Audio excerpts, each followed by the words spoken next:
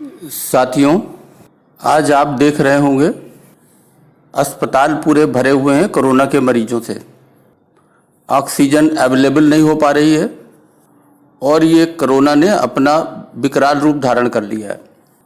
साथियों, संक्रमितों की संख्या बेतहाशा बढ़ रही है और उसी हिसाब से मौतें भी हो रही हैं।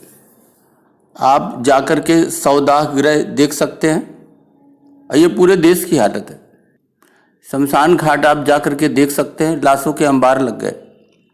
साथियों, ये सब हुआ क्यों? इसमें कहाँ तक देश की जनता भी जिम्मेदार है, क्योंकि जब कोई बात आती है तो सारा दोष सरकारों पर लगा दिया जाता है। किसी दल की सरकार हो, राज्य में किसी दल की सरकार हो, लेकिन सारा दोष सरकारों पर लगा दिया जाता है। आज हम चर्चा करेंगे कि क्या सारा दोष सरकारों पर ही है? क्या हम तभी मानेंगे जब हमारे ऊपर डंडे चलेंगे, लठ चलेंगे? क्या हम सामान्य तरीके से किसी बात को समझ नहीं सकते?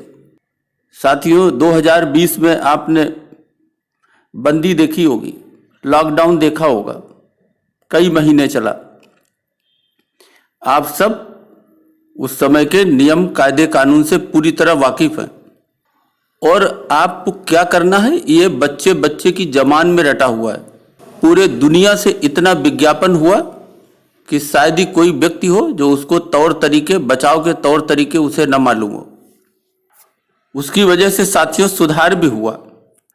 फिर अचानक ऐसा क्या हुआ कि ये जनवरी 2021 के बाद बेतहाशा मामले बढ़ने लगे और अप्रैल आते आते स्थिति ये हो गई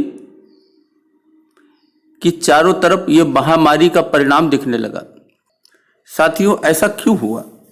इसी पर आज हम कुछ एनालिसिस कहें या चर्चा कहें, इस पर आज हम कुछ बातचीत करेंगे।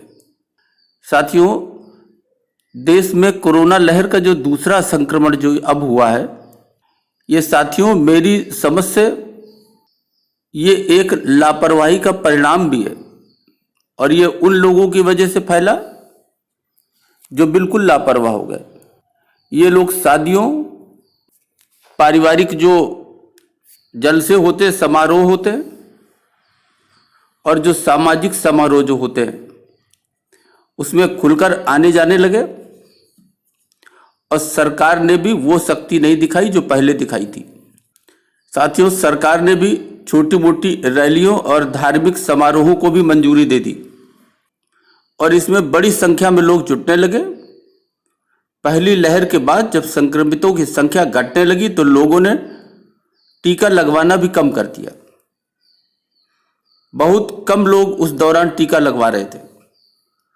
कुछ तो इस टीका लगवाने से डर भी रहे थे और तरह तरह की अफवाह भी फैल रही थी। और साथियों, इसका असर आपके सामने है। और जब सब कुछ ये हुआ तो टीकाकरण का जो अभियान था वो भी लगभग सुस्त पड़ने लगा। साथियों मैं ये मानता हूं कि सरकार को भारी मात्रा में फोर्स लगाकर और कड़े कदम उठाना चाहिए, सख्ती बढ़ानी चाहिए। लेकिन क्या साथियों इसी से हम मानेंगे, इसी से हम समझेंगे? क्या हमें अपनी जान प्यारी नहीं है? क्या हम उन गाइडलाइंस का पालन नहीं कर सकते? क्या हम संक्रमण से बचाव नहीं कर सकते? क्या हम जो बातें सुनते हैं उनको एक कान से सुनते हैं, दूसरे कान से निकालते हैं और कभी कभी उसका मजाक भी उड़ाते हैं? और जब हम फंस जाते हैं तो हम दूसरों को दोष देने लगते हैं। साथियों, दूसरा कारण रहा कि भारत में कोरोना वायरस का एक नया वेरिएंट जो है डबल म्यूटेंट, इसका पता चला है। ये साथियों 18 राज्यों में ये कई वेरिएंट ऑफ कंसर्स पाए गए। इसका मतलब है कि देश के कई हिस्सों में कोरोना वायरस के अलग अलग प्रकार पाए गए जो स्वास्थ्य पर हानिकारक असर डाल रहे हैं और बड़ी तेजी से फैल रहे हैं। साथियों, यहाँ ब्रिटेन, दक्षिण अफ्रीका और ब्राजील में पाए गए वेरिएंट भी मिले। डॉक्टरों का कहना है कि इन वेरिएंट्स को सावधानी बरत कर ही रोका जा सकता है। साथियों, वैसे तो जो देश में अनेक जगहों पर जनता ने इन तमाम नियमों को तोड़ा, भीड़ इकट्ठी की और इस संक्रमण को फैलाने में कोई कमी नहीं छोड़ी। और जब संक्रमण फैल गया तो ये महामारी आपके सामने है। फिर भी साथियों हम 2-3 उदाहरण लेते हैं। साथियों पहला हम उदाहरण लेते हैं मथुरा का। साथियों मथुरा में आपने देखा होगा अभी हाल में भीड़, पूरी भीड़ गोवर्धन का परिक्रमा करती मिली। मंदिरों में भारी हुजूम था भीड़ का, कोई गाइडलाइंस पालन नहीं हो रही थी। 2 गज की दूरी का तो सवाल ही नहीं, लोग एक दूसरे से सटे हुए चल रहे थे, इतनी ज्यादा भीड़ थी। ऐसा लगता था कि जैसे सब कुछ भूल चुके। अब इतनी भीड़ के अंदर पुलिस भी क्या करती, पुलिस के भी हाथ पैर फूल गए। साथियों मंदिरों में, गलियों में, बाजारों में हर तरफ लोगों की भीड़ थी। मंदिर प्रशासन भी इस व्यवस्था को करने में अपने आप को नाकाम साबित हुआ। सारी व्यवस्थाएं जो पहले बनाई गई थी भीड़ के आगे धरी की धरी रह गई। साथियों आस्था की बाढ़ में कोरोना गाइडलाइन मंदिर परिसर के आसपास इसकी धज्जियां उड़ती हुई मिली। लोग जो मास्क कुछ लगाए भी हुए थे वो लगाए क्या थे, लटकाए हुए थे।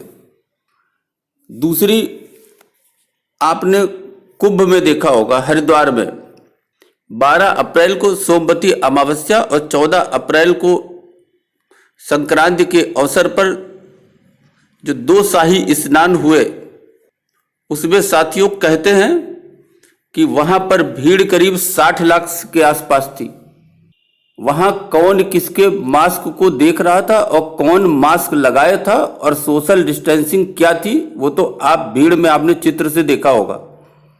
गाइडलाइंस क्या थी लोगों ने इसको अपने जहन में लिया ही नहीं। पुलिस भी क्या करती, इतनी भारी भीड़ के सामने पुलिस भी ना के बराबर पाई गई। किसी तरीके से शाही स्नान वहां से समाप्त हुआ और उसके बाद हरिद्वार की दशा आप देख रहे हैं। साथियों ये जो 5 राज्यों में चुनाव हुए इसकी घोषणा फरवरी के अंत में हुई थी। पश्चिम बंगाल को छोड़कर बाकी के 4 राज्यों असम, तमिलनाडु, केरल और पुडुचेरी में चुनाव खत्म हो चुके हैं। इस बीच अलग अलग आपने जोक्स भी देखे होंगे।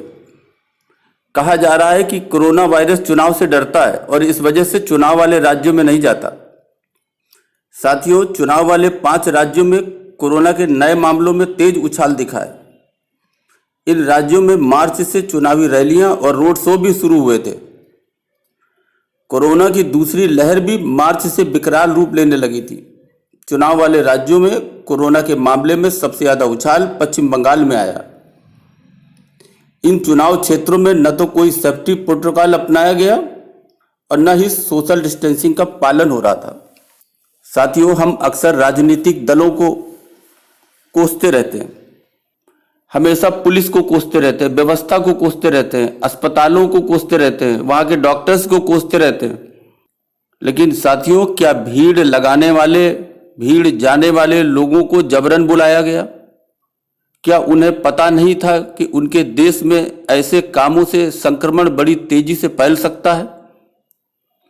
क्या उन्हें पता नहीं था कि इसका कोई इलाज अभी तक नहीं आया था? क्या उन्हें नहीं पता था कि बचाव ही इसका इलाज है? साथियों इसके बाद भी अपनी जान को जोखिम में डालकर जानबूझकर लाखों की तादाद में लोग रैलियों में शामिल हुए, भीड़ में शामिल हुए, भीड़ का हिस्सा बने, मंदिरों में शामिल हुए, शाही स्नान किया। ये सब करने की मजबूरी नहीं थी, क्योंकि पूरी दुनिया से जो संदेश आए वो जन जन तक पहुंचाए गए और पहुंच भी गए। उन्हें अच्छी तरह से मालूम भी था उन्हें क्या करना है, कैसे बचना है, ये भी मालूम था।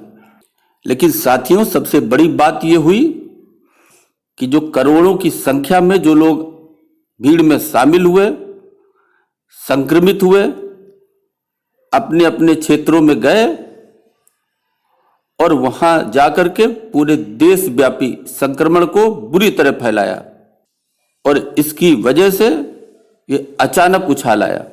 अब साथियों, अगर किसी देश की 60 करोड़ जनता उसके संक्रमण होने का संदेह और संभावना हो तो इतनी व्यवस्था कर पाना अचानक वो भी कोई आसान काम नहीं है। इसलिए साथियों, अपनी गलती को दूसरे पर मढ़ना किसी भी प्रकार से उचित नहीं है। इस संक्रमण के दोषी वो लोग भी पूरी तरह से हैं जो समझाने के बाद भी भीड़ के रूप में जगह जगह इकट्ठा हुए, लोगों को उन लोगों ने संक्रमित किया ऐसे भीड़ में, और पूरे देश में जिससे संक्रमण फैला, ऐसे लोग इस संक्रमण को फैलाने के लिए पहली नज़र में दोषी हैं। क्या जरूरत थी नेताओं के रैलियों में जाने की? क्या जरूरत थी मंदिरों में भीड़ इकट्ठी करने की? क्या जरूरत थी कुंभ में, हरिद्वार में लोगों के इकट्ठा होकर एक जगह पर संक्रमण फैलाने की? साथियों, क्या वो लोग दोषी नहीं है जिन्होंने जानबूझकर ऐसा काम किया और पूरे देश को संकट में डाल दिया? क्या अगर वो लोग ऐसा नहीं करते तो क्या रैलियां रुक जाती? क्या स्नान रुक जाते?